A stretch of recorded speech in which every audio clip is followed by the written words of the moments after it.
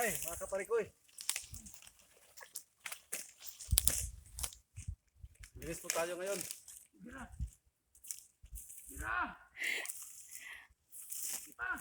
Para pag malinis, maganda ang pinalabasan ng mga puno ng niyog. Maraming bunga. After 3 months, anay ang pausok. Maganda. Kaya alagaan natin. Parang tao dito. Pag alagaan mo, malusog sila.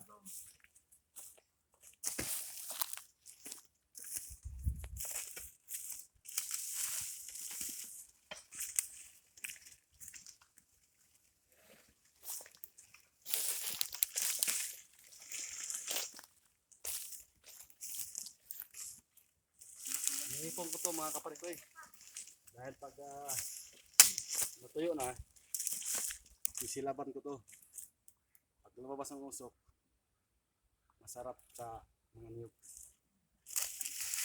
Aalis yung mga langgam at mamumunga sila ng tuluyan. Yan lang ang sikreto mga kaparikoy. Cut na.